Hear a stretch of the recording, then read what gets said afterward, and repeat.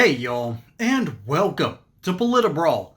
My name is Brian, and Marco Rubio has had enough of the Democrat nonsense and completely unloads against Senator Van Hollen, and boy did he deserve it. Let's dive in. Like the McCarthy-era witch hunts of the 1950s, your campaign of fear and repression is eating away at foundational values of our democracy. Back then, it took one voice, Attorney Joseph Welch, to cut through the hysteria with the simple question that marked the beginning of the end of that shameful era. He asked Senator McCarthy, "Have you no sense of decency?"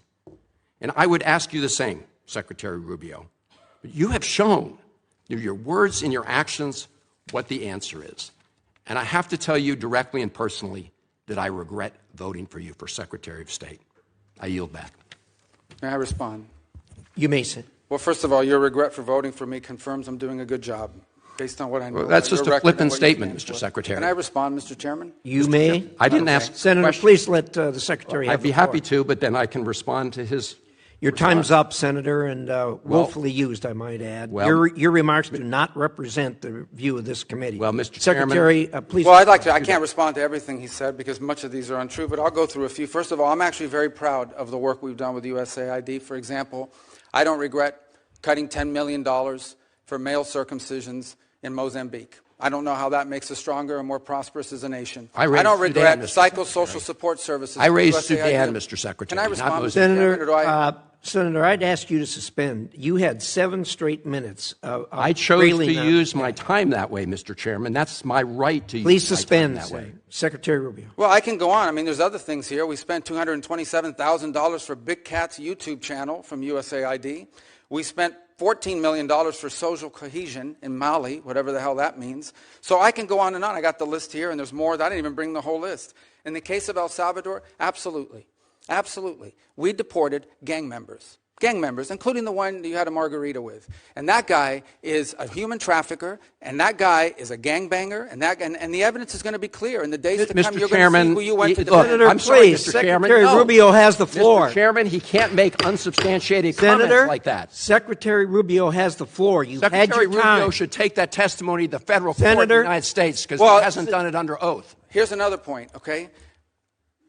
There is a division in our government between the federal branch and the judicial branch. No judge in the judicial branch cannot tell me or the president how to conduct foreign policy. No judge can tell me how I have to outreach to a foreign partner or what I need to say to them. And if I do reach to that foreign partner and talk to them, I have under no obligation to share that with the judiciary branch. Just like a judge cannot order me to negotiate with a foreign minister of Russia, they cannot order me to negotiate with a foreign minister or the president of El Salvador. And if I did negotiate with them, which we have responded to them, and we've told them we've had communications with the president of El Salvador, I am under no obligation under our division of powers in this country and to share with the judicial branch how I conducted diplomacy of the United States. It would actually be counterproductive. If I started sharing with courts, or frankly, with the media, my conversations with foreign leaders and all of their details, no foreign leader would talk to me again, and we would break trust with them. So I have complied with every court order. What I won't comply with is an order to disclose what I'm saying and what we're talking about with a foreign leader, because then they won't talk to me. Diplomacy doesn't work that way.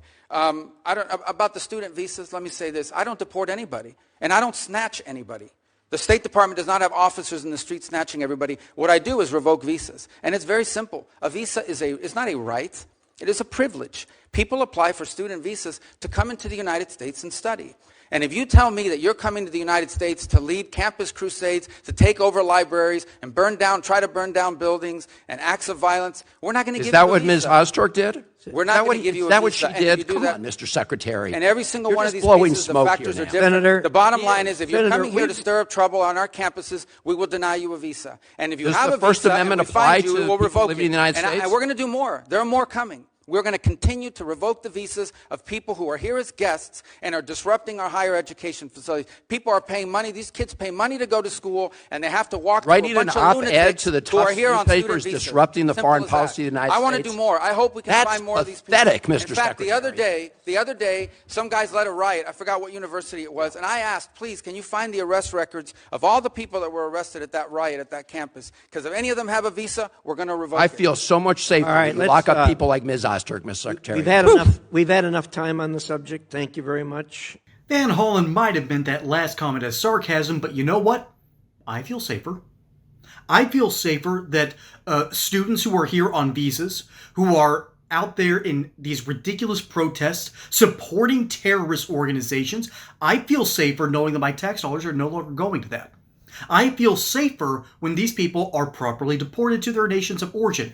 If they want to circumvent, if they want to undermine U.S. foreign policy, they can do it somewhere else. They won't do it on our dime. So yeah, Van Hollen, I feel safer. And you know what? Marco Rubio feels good about this too. We got to do a quick dive here, but Marco Rubio has not had fun as senator for a long, long time.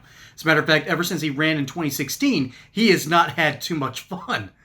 And now he's in a position that he's been wanting for a long time. He has wanted the Secretary of State because, as it turns out, he's a bit of a policy wonk behind the scenes. Originally, back when I was much younger and a little bit more naive, I thought Rubio was just a milquetoast moderate conservative. But no, he has finally been let off the leash and allowed to pursue the goals of which to prevent the ridiculous insanity of Democrat chaos that has come into these United States. That's the truth of the matter. The Democrats have invited chaos through their illegal immigration policies. They have invited chaos during the summer of love. And then they continue to invite chaos by slowly stoking the fires and just sort of pushing it just enough that that fire stays lit when it comes to relations between Americans here in this good country. That is a terrible thing to do. And Van Hollen, I don't think it's political theater. I think this guy has fully bought in to the neurotic idea that Abro Garcia was indeed not just an illegal migrant, but just simply a Maryland father. This dude went to El Salvador to plead with the president to return Abro Garcia back to the States, even though he has alleged ties with MS-13. He was arrested with 2 known gang members. He has had to report to ICE multiple times in order to keep up with his basic requirements. And the only reason he hasn't been deported is because at the time of the judge's ruling, El Salvador was not considered safe for, gang members. This is clown world. And Senator Van Hollen is trying his best to be a great actor on the political stage and give Marco Rubio what for. But he crossed a line here. And that line, strangely enough, is the fact that those 2 men, Marco Rubio was a former senator, those 2 men had been colleagues. And Van Hollen voted for Marco Rubio because they had such a good working relationship. And then to exclaim before the entirety of the country that I regret voting for you, Mr. Secretary, that's crossing a line. Because that means no longer does Van Hollen respect the bonds of friendship, loyalty, and, decency. It's chaos. The Democrats love chaos. This isn't, I was about to call it Lord of the Rings. This isn't Game of Thrones, and chaos is not a ladder. Okay? Chaos only destroys and decays and makes things worse. All right? That is the sad truth of chaos. Okay? It seeks to corrupt, destroy. After all, the thief comes to seize and destroy. That's what the Democrats have been wanting.